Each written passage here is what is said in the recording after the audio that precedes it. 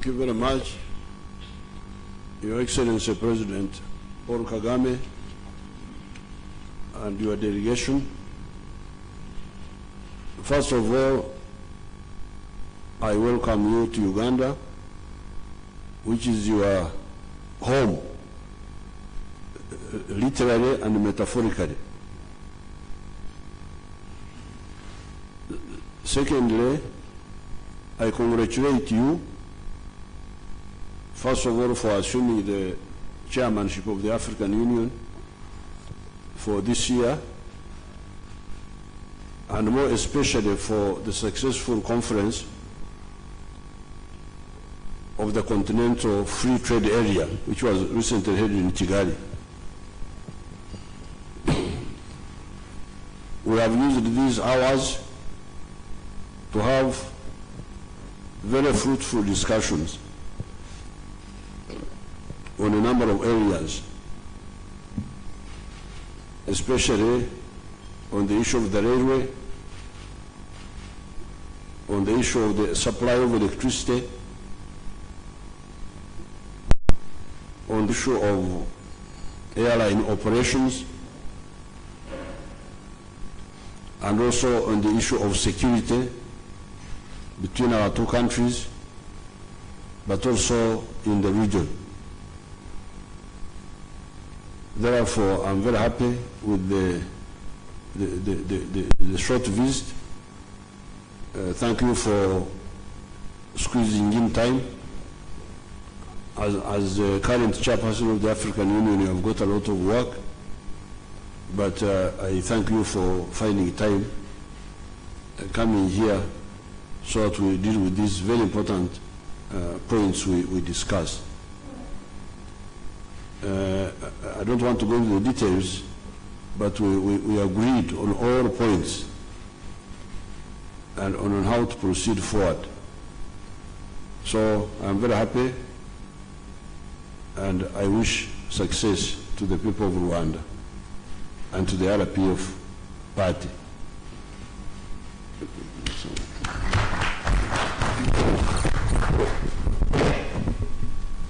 Thank you very much, Your Excellency President Museveni, for being a very gracious host for me personally and my delegation. It's always a pleasure to visit with you and be here in Uganda for various reasons, among them what you have just stated. This time around, additionally, the discussions we had, again, for me personally and others, I will say with great satisfaction, and it is our desire to make sure that every time we meet like this, it is an opportunity for us to move further steps in the direction of strengthening our friendship, our fraternity, and it's our people going to benefit from what we can do together. And there are many things that the two countries working together will benefit the people on both sides. Equally important, what we discussed as matters relating to our region and our continent also very important. And I had the opportunity to brief the President directly on what happened during the summit we held recently in Kigali, dealing with the African Continental Free Trade Area, and that went well. it was very successful, and also congratulated and commended Uganda and President Museveni for their participation and their significant contribution in making that a success. So, President, thank you very much once again. Thank you. We'll take a few questions.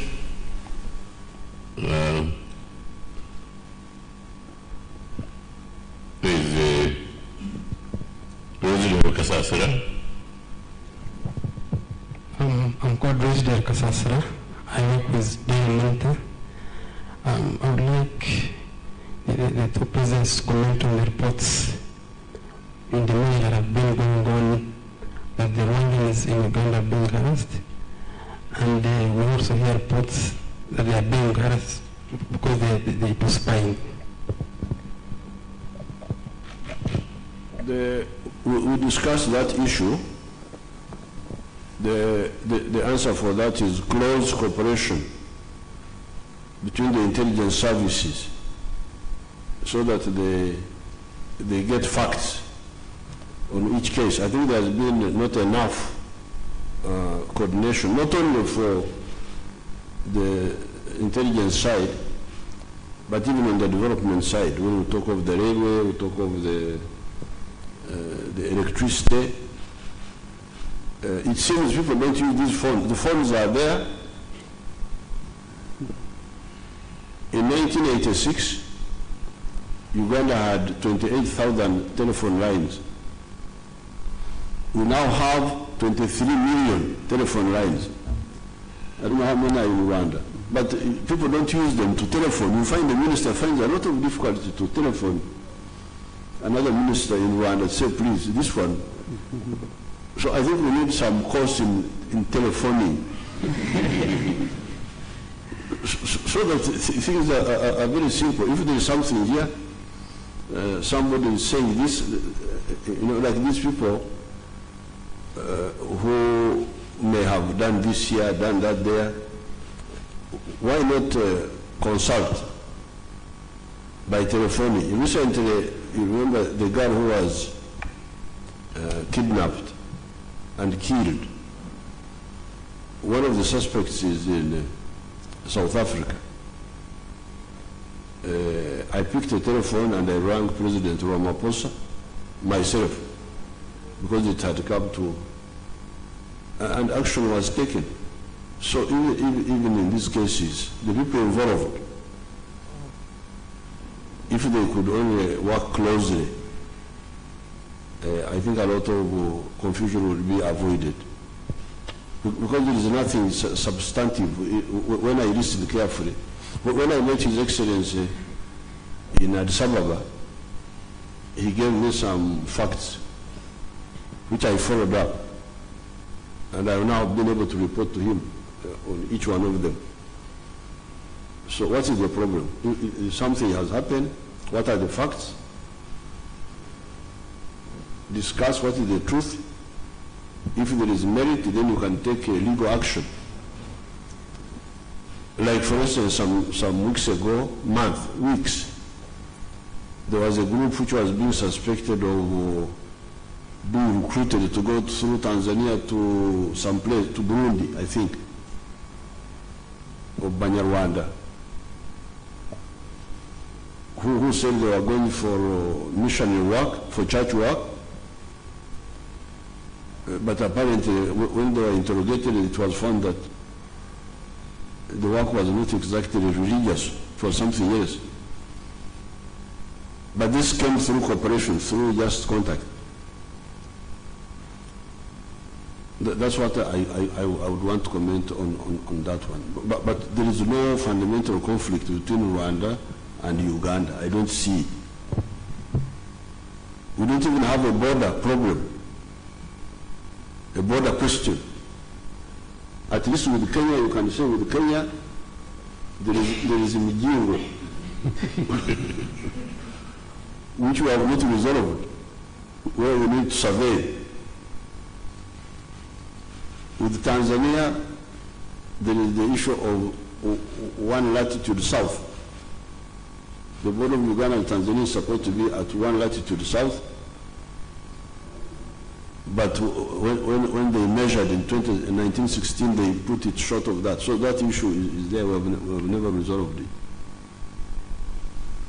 With Congo, there is Rukwanzi Island, that island called Rukwanzi. But with Rwanda, there is nothing. There is no issue, really. In my opinion, I don't see it. Don't say something. Well, President, you have said everything. I don't think I would add anything to that other than what you emphasized in terms of cooperation, working together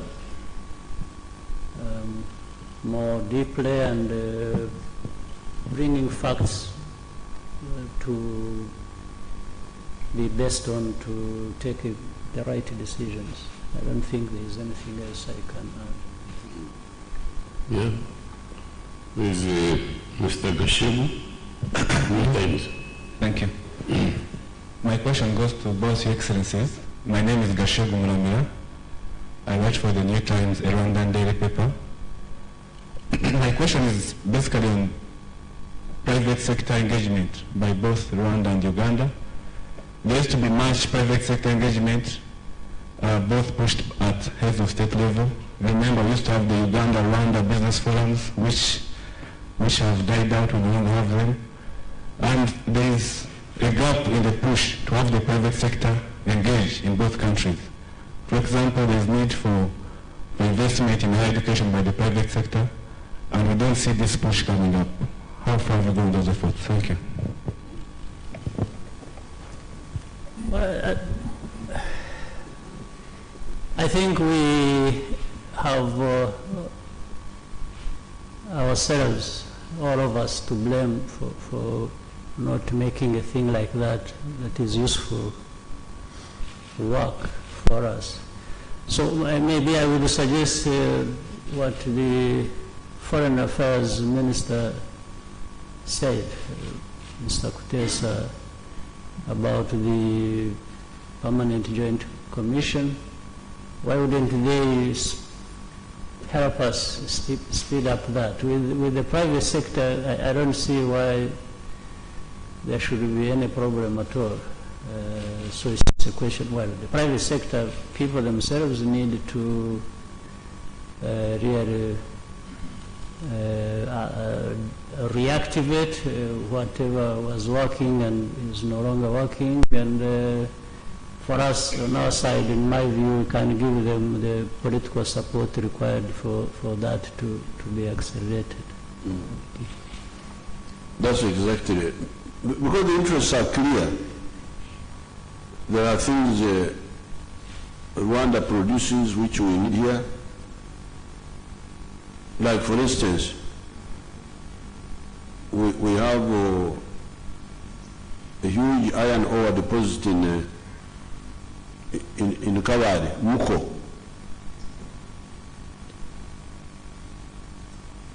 But in order to remove oxygen from iron ore, you need gas. We have discovered oil in Lake Albert, and it has got some gas, but the gas is not too much. It's not like Tanzania, which has got a lot of gas, or like Rwanda, which has got gas from Lake Kivu.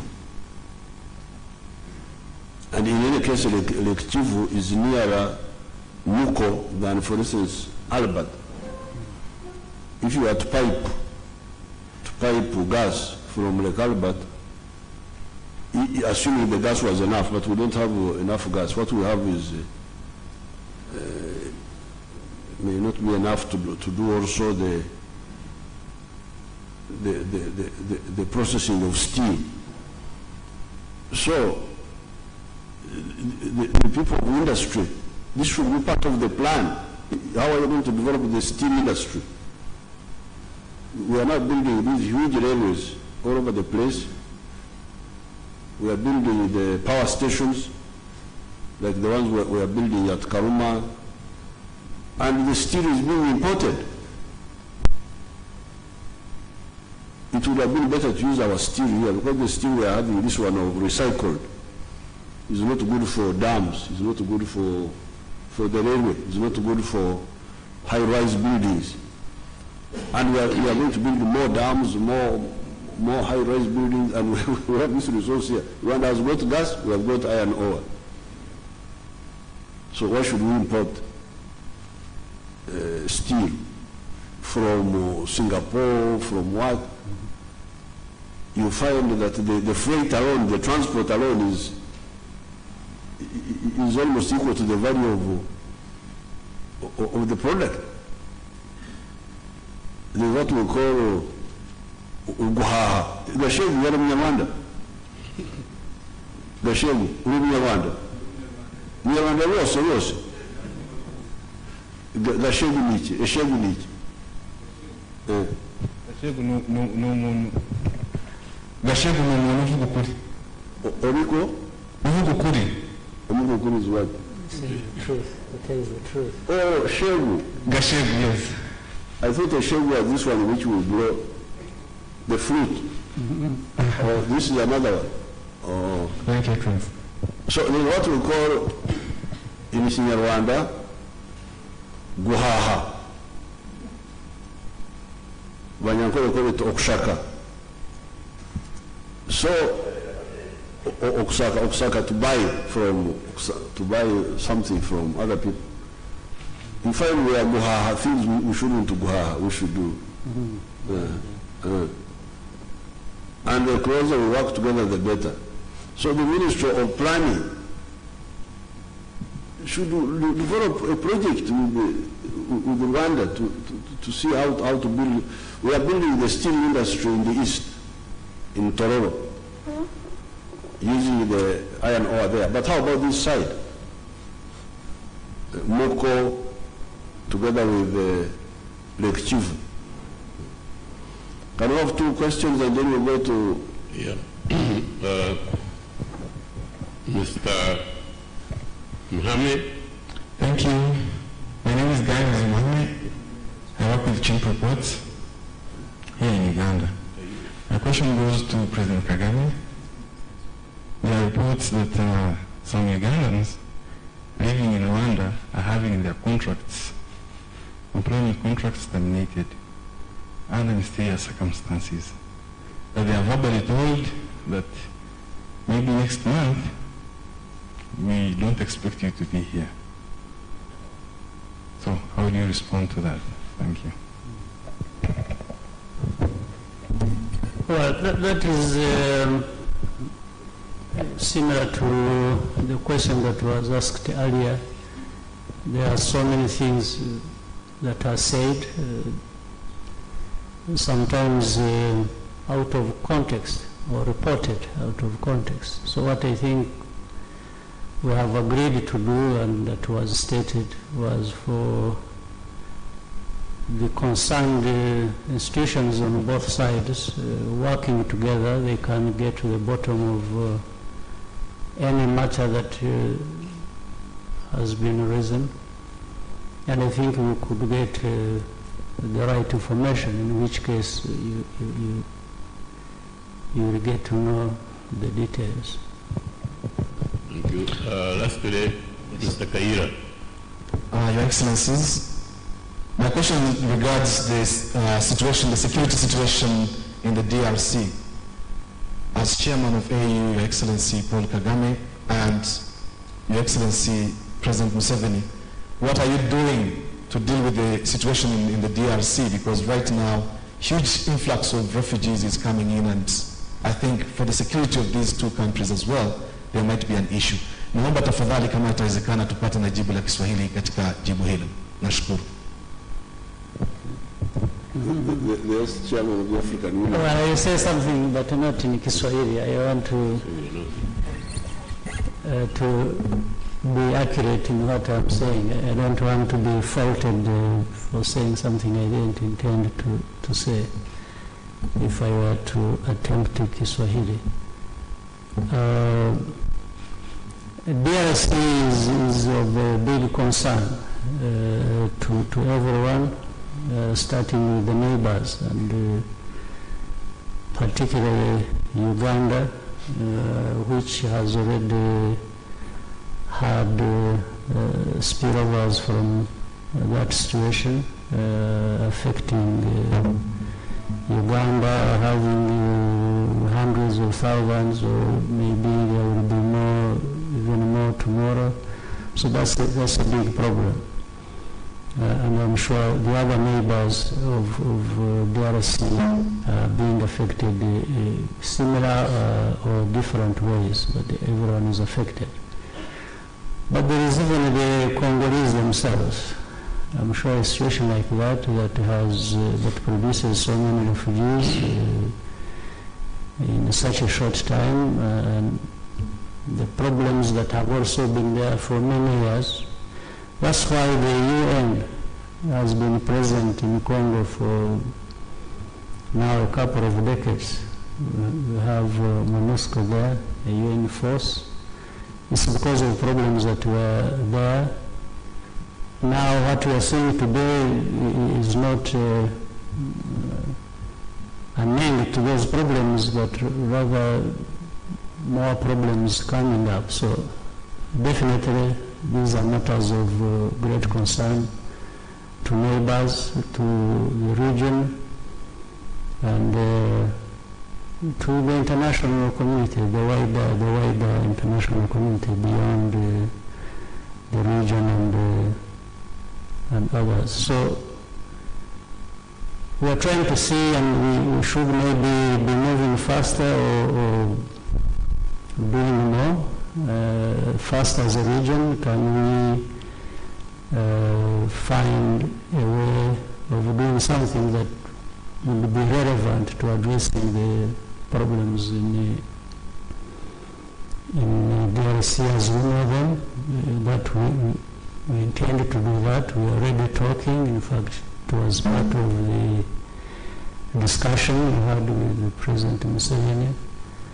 We need to work with the UN that is already present to tell us beyond what they are already doing and have been doing for so many years, that has not produced good results.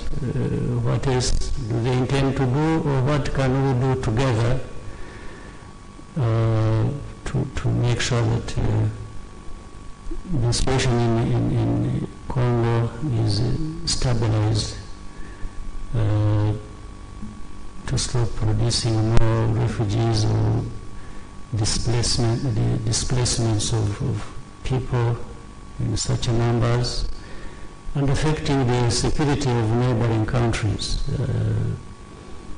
When we say that, we talk about neighboring countries, but of course we always have to bear in mind as well the Congolese themselves must be suffering a lot, so there is something we can do. So that for now, that is what I can say, that people are very aware, very conscious of what it needs, that there is a sense of urgency in finding what can be done to try and deal with the matter of DRC. Ndavuga nga chairman wa Africa wavuze. What the chairman has said is also what I said.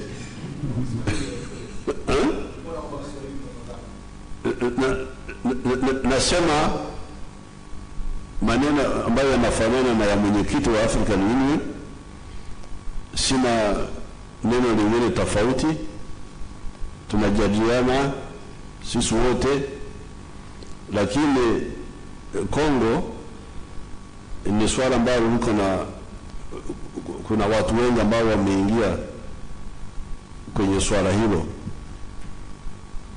kwa muda mrefu, kwa miaka mingi sasa.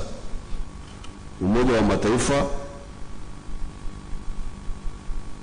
umekuwa kwenye mgogoro wa Kongo.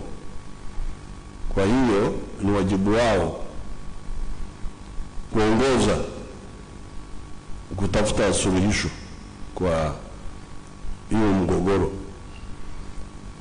Lakini sasa hivi jambo ambalo limeongezeka ni jambo la wakimbizi.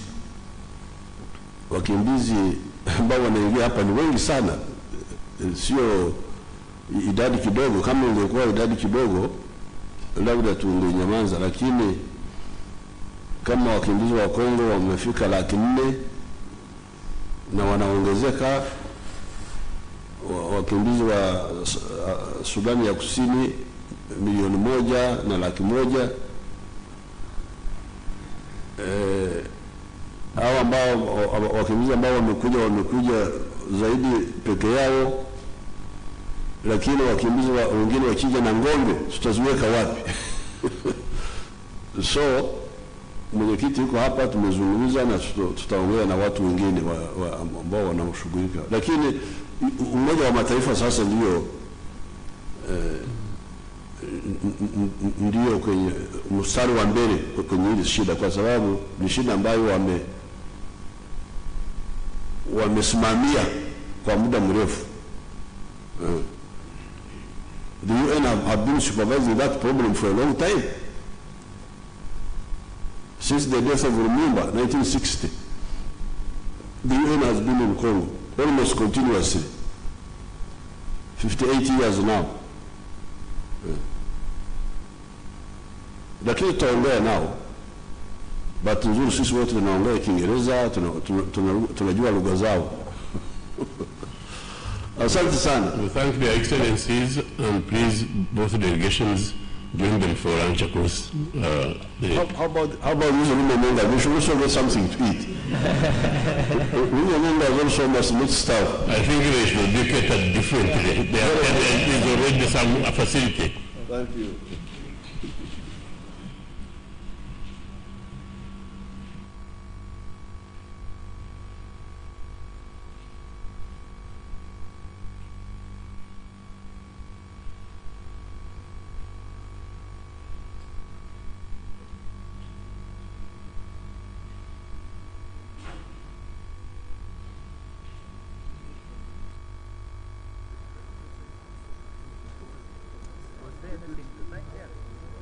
It's for the media or lunch is served as a cafeteria, or someone will just meet you there.